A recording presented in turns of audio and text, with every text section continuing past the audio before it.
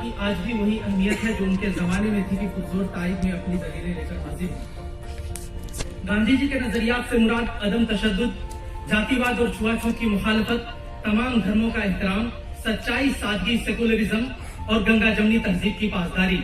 जनाब सद्र, वक्त के सांचे में ढल जाना इंसान की फितरत है और जरूरत ईजाद की माँ है।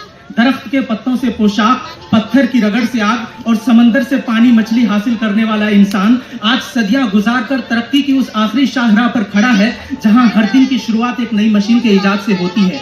ऐसे में खुद को एडवांस समझने की गलती करना और गांधी जी के ख्यालात को घिसा पिटा तस्वुर करना कोई ताज्जुब की बात नहीं है, लेकिन क्या वाकई गांधी जी के नजरियात और कदरों की आज वो अहमियत नहीं रही जो उनके जमाने में थी? आइए नजर डालते हैं गांधी जी के नजरियात पर।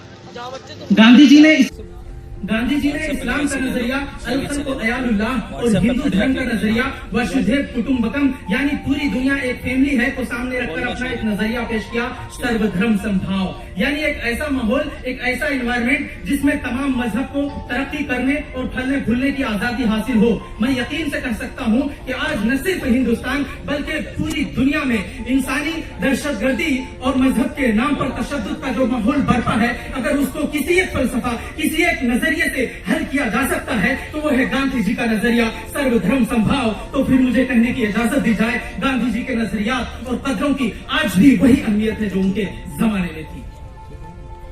जनाब सद्र, मशहूर मुसन्निफ एलन पास्कल की किताब गांधी द सोलफुल वॉरियर के पेशे लफ्ज में मशहूर तिब्बती रहनुमा दलाई लामा ने लिखा है कि आज दुनिया को जिन मसाइल का सामना है उसको सिर्फ और सिर्फ गांधी जी के नजरियात से हल किया जा सकता है। यही नहीं, जापानी फिलासफर दाइसाकु एकेडा ने अपने हिंदुस्तान के दौरे की याददाश्त अपने एक तफसीली मजमून में लिखा है। उनके मजमून का उन्वान है the courage of non violence. उस मजमून में उन्होंने लिखा है कि हिंदुस्तान के अंदर दो बड़ी कौमों के दरमियान नफरत की सुलगती हुई आग को अगर किसी एक फलसफा, किसी एक नजरिए से बुझाया जा सकता है तो वो गांधी जी के फलसफे मोहब्बत के पानी से बुझाया जा सकता है। तो फिर मुझे कहने दिया जाए, गांधी जी के नजरियात की आज भी वही अहमियत है जो उनके जमाने में थी।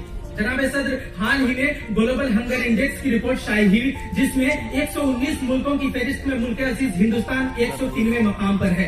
यानी इस रिपोर्ट के मुताबिक हमारा मुल्क गरीबी और भूखमरी के गंभीर मसाइल से गुजर रहा है। ऐसे में मुल्क के अहले इख्तियार को चाहिए था कि वो दुनिया के बड़े इकोनॉमिस्ट और माहिर इक्तिसादियात की राय लेती, लेकिन जब मैं देखता हूँ कि गांधी जयंती के मौके पर सदर जमहूरिया हिंद ये कहते हुए नजर आते हैं कि मुल्क से गरीबी को मिटाने में गांधी जी के नजरियात से रोशनी ली जाएगी, तो मैं ये कहते हुए फख्र महसूस करता हूँ कि गांधी जी के नजरियात की आज भी वही अहमियत हासिल है जो उनके जमाने में थी। आज हमारे काबिल दोस्त जो मुखालिफत के स्टेज पर खड़े होकर कमजोर दलीलों की बैसाखी से गांधी जी के नजरियात को बेमाना साबित करने की कोशिश कर रहे हैं, मैं उनसे पूछना चाहूंगा, अगर गांधी जी के नजरियात को आज वो अहमियत हासिल नहीं जो उनके जमाने में थी, तो फिर यूनाइटेड नेशन यानी अक़वाम मुत्तहिदा के हेडक्वार्टर के सामने गांधी सोलर पार्क नस्ब करने की क्या जरूरत थी? आखिर गांधी जी के पुराने ख्यालात को आज के क्लाइमेट चेंज और माहौलियाती तब्दीली के जदीद मसाइल से क्या ताल्लुक? लेकिन शायद उन्होंने गांधी जी का वो कौल नहीं पढ़ा जिसमें उन्होंने कहा है कि दुनिया के पास इंसानों की जरूरतों के लिए तो बहुत कुछ है, लेकिन दुनिया के पास इंसानों की लालचों के लिए कुछ भी नहीं है।